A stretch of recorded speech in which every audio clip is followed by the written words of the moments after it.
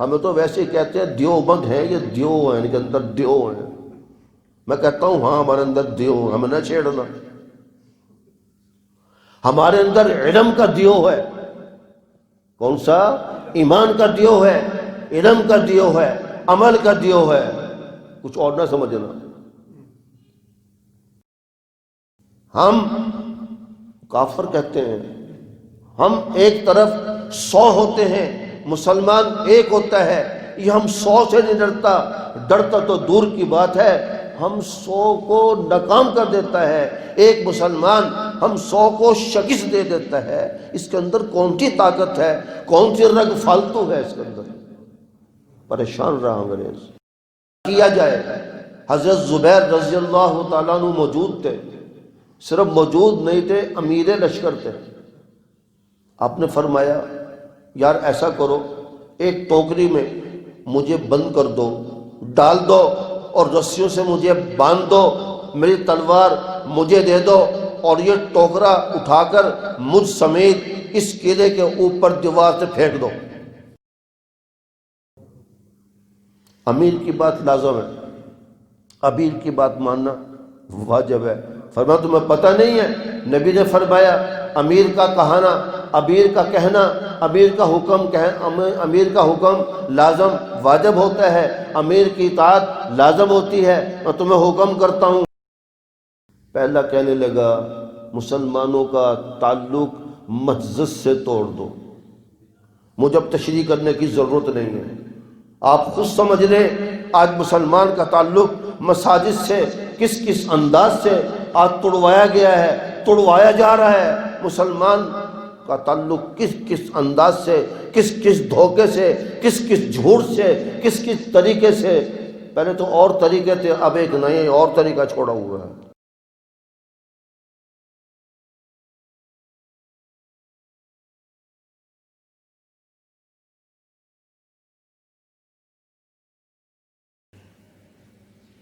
الحمد لله نحمده ونستعينه ونستغفره ونؤمن به ونتوكل عليه ونعوذ بالله من شرور أنفسنا ومن سيئات أعمالنا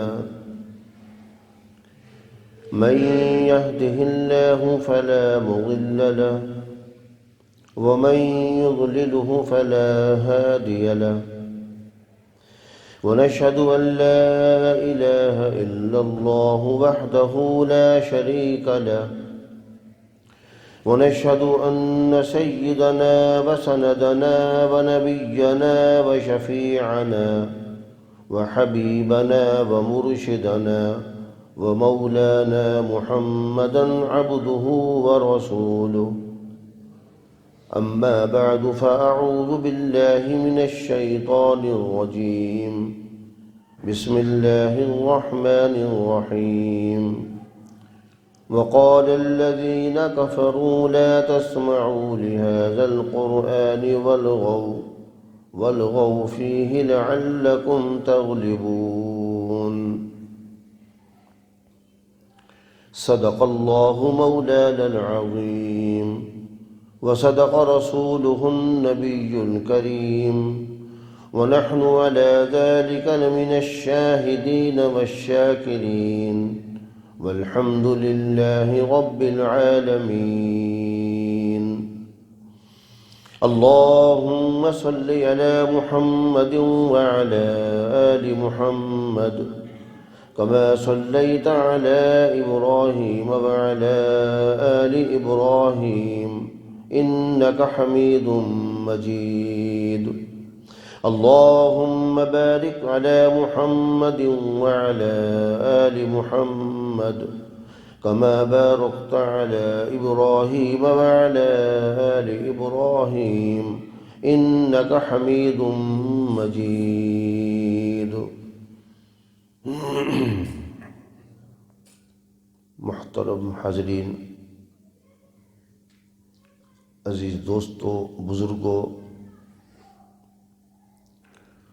رسول اللہ صلی اللہ علیہ وسلم کو کفار مکہ نے دین سے روکنے کی اور کلمہ کی تحریک سے روکنے کی کوئی کسر باقی نہ چھوڑی، ہر طریقے سے حضرت صلی اللہ علیہ وسلم کو اس قرآن کی اور کلمہ کی اور دین کی تحریک کو روکنے کی کوشش کی۔ ان کو اگر دھمکیاں لگانی پڑی تو دھمکیاں بھی لگائیں، مال خرچ کرنا پڑا مال بھی خرچ کیا، حضور صلی اللہ علیہ وسلم کو ہرس دینے کی کوشش کی، ہرس میں لالچ میں مبتلا ہو جائیں، ہرس اور لالچ بھی دیا۔ ہرس اور لالچ بادشاہت کا، اقتدار کا، حکومت کا، وزارت کا، مال و دولت کا، ہر طریقے سے حضور علیہ الصلاۃ والسلام کو ہرس اور لالچ دیا۔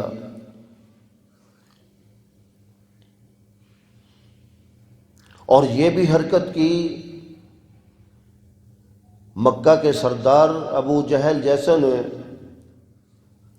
کہ جب حضور صلی اللہ علیہ وسلم قرآن پڑھیں تو تم شور شغل کیا کرو، تالیاں بجایا کرو، سیٹیاں بجایا کرو، شور مچا دیا کرو، اس لیے کہ رسول اللہ صلی اللہ علیہ وسلم جب قرآن پڑھیں تو کسی کی سمجھ میں قرآن نہ آئے۔ وہ پریشان تھے اس بات سے کہ حضرت صلی اللہ علیہ وسلم جب قرآن پڑھتے کافروں کے کانوں میں قرآن کی آواز آتی، حضور صلی اللہ علیہ وسلم کی، تو ان کے دلوں پہ قرآن اثر کرتا۔ یہی وجہ تھی حضرت عمر بن خطاب رضی اللہ تعالیٰ عنہ کے قرآن ان کے دل پہ اثر کر گیا، بہن نے پڑھا قرآن اثر کر گیا۔ یہی وجہ تھی حضرت امیر حمزہ انہی دنوں میں ایمان لے آئے، قرآن اثر کر گیا۔ پریشان تھے کہ حضور صلی اللہ علیہ وسلم جب قرآن پڑھتے ہیں، دعوت دیتے ہیں، کلمے کی دعوت دیتے ہیں، قرآن کی دعوت دیتے ہیں، اللہ کی توحید کی دعوت دیتے ہیں، اپنی رسالت کی دعوت دیتے ہیں، اور جب ان کو دعوت دیتے ہیں، بلاتے ہیں، تو آپ کا اثر دلوں پہ پڑتا ہے۔ آپ جو ان کی دعوت سنتا ہے، جو قرآن سنتا ہے، نبی کا ہو کر رہ جاتا ہے، کلمہ پڑھ لیتا ہے، لا الہ الا اللہ محمد الرسول اللہ صلی اللہ علیہ وسلم۔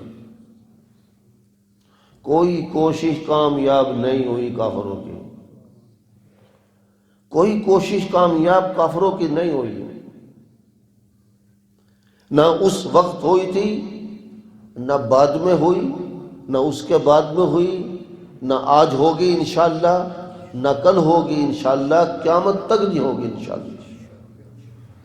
میں آپ کو ایک بات اپنے آج حالات حاضرہ کے مطابق اور معاشرے کے مطابق بتانا چاہتا ہوں۔ میں نے حضور سے اس لیے شروع کیا تاکہ ہمیں پتہ چلے ہمارے پیغمبر صلی اللہ علیہ وسلم کن کن مصیبتوں سے، اذیتوں سے، امتحانوں سے، کن کن کھٹنوں سے گزر کے آئے ہیں۔ یہ کلمہ، یہ دین، یہ قرآن آج ہمارے ہاتھوں میں ہے، ہمارے سینوں میں ہے، یہ کس کس مصیبت سے اذیتیں اٹھا کر اس کے پیچھے کتنی قربانیاں ہیں جو آج تک ہمارے پاس آیا۔ اب تو پڑھنے کا دور نہیں ہے، آج ہمارے بچے، آج ہمارے معاشرے میں تاریخ نہیں پڑھتے، تاریخ پڑھنے کا شوق نہیں ہے۔ آج موبائل آ گیا، اس سے بڑھ کر آج نیٹ آ گیا، تو اس کو خیر آباد کر دیا، آج تاریخ کو خیر آباد کر دیا۔ تاریخ ایک مستقل ہمارا دین کا حصہ ہے، یاد رکھنا۔ قرآن حدیث کے بعد تاریخ کا جو صحیح تاریخ ہے مستقل اس کا ایک حصہ ہے، ہمارے دین کا ایک حصہ ہے۔ 8 صدیوں کا نچوڑ بتاتا ہوں آپ کو میں۔ آپ 8 مہینے 8 دن مطالعہ نہیں کر سکتے، 8 صدیوں کا۔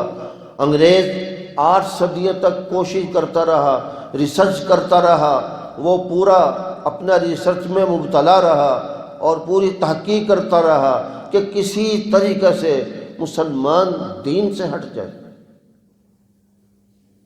مسلمان کسی طریقے سے مسجد سے ہٹ جائے، کسی طریقے سے اللہ والوں سے دور ہو جائے، قرآن سے دور ہو جائے، کسی طریقے سے مسجد سے دور ہو جائے، اللہ کے ذکر سے دور ہو جائے۔ کون سا طریقہ ایسا اختیار کیا جائے مسلمانوں کے ساتھ کہ مسلمان دور ہو جائیں؟ اس لیے کہ اس نے دیکھ لیا تھا کہ مسلمان جب تک مسجد سے وابستہ رہتا ہے، مسلمان جب تک اللہ والوں سے وابستہ رہتا ہے، مسلمان جب تک قرآن سے وابستہ رہتا ہے، اسے کوئی ہلا نہیں سکتا۔ ہم کافر کہتے ہیں، ہم ایک طرف 100 ہوتے ہیں، مسلمان ایک ہوتا ہے، یہ ہم 100 سے نہیں ڈرتا، ڈرتا تو دور کی بات ہے، ہم 100 کو ناکام کر دیتا ہے۔ ایک مسلمان ہم 100 کو شکست دے دیتا ہے۔ اس کے اندر کون سی طاقت ہے، کون سی رگ فالتو ہے اس کے اندر؟ پریشان رہا انگریز۔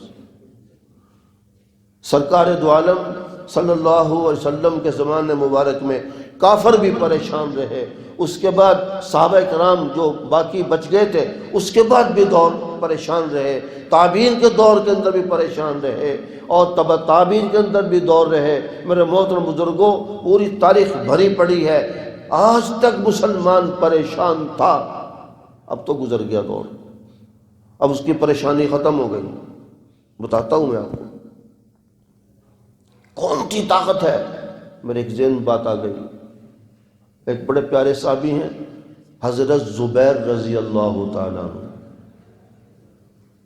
مختصر سی بات بتاتا ہوں۔